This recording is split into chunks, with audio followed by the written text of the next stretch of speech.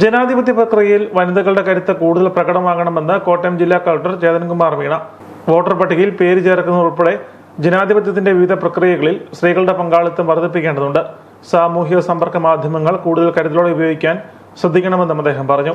Aruvithura saint George കോളേജിൽ നടന്ന ഔദ്യോഗിക വനിതാ ദിനാഘോഷങ്ങളിൽ പങ്കെടുത്ത് സംസാരിക്കുകയായിരുന്നു അദ്ദേഹം. അതിന്റെ സംബന്ധിച്ച് കുറച്ച് സ്പെഷ്യൽ ലോസ് കൂടി വനിതകൾക്ക് വേണ്ടിയിട്ട് മേടിച്ചു. ഡൊമസ്റ്റിക് വയലൻസ് റിലേറ്റഡ് ആയിട്ടുണ്ട്. നമ്മുടെ വർക്ക് ഫോഴ്സിൽ ഒരു നമ്മുടെ ജോലി ചെയ്താൽ സ്ഥലത്തിൽ ഒരു ഹറാസ്മെന്റ് നിരോധിക്കാൻ വേണ്ടിയിട്ട് ഒരു സ്പെഷ്യൽ ആക്ട് ഉണ്ട്. And dowry related act is also there. അതിനുശേഷം ഒരുപാട് പ്രൊവിഷൻ നമ്മുടെ IPC-യിലുണ്ട്. നമ്മുടെ യൂത്തിന്റെ പർട്ടിക്കുലർലി പാർട്ടിസിപ്പേഷൻ വളരെ പുവർ ആയിരുന്നു.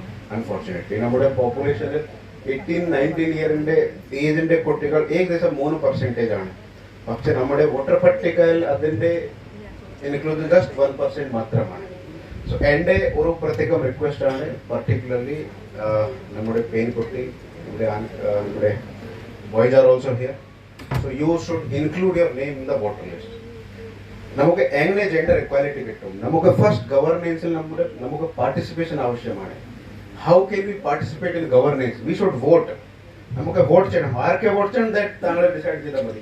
പക്ഷെ അറ്റ്ലീസ്റ്റ് താങ്കൾക്ക് വോട്ടർ പട്ടികയിൽ പേര് ആഡ് ചെയ്യണം. അതിനുശേഷം വോട്ടിംഗ് വേണ്ടിയിട്ട് ഇവിടെ വരണം. താങ്കൾ ഡിസൈഡ് ചെയ്താൽ മതി. ജില്ലാതല വനിതാ ദിനാഘോഷങ്ങൾ അഡ്വക്കേറ്റ് സെബാസ്റ്റ്യൻ കുളത്തുങ്കൽ MLA ഉദ്ഘാടനം ചെയ്തു. Erattupetta municipal chairman advocate VP Nasar അധ്യക്ഷത വഹിച്ചു. ചടങ്ങിൽ Aruvithura college manager father Mathew Chandrankunnel മുഖ്യ സന്ദേശം നൽകി.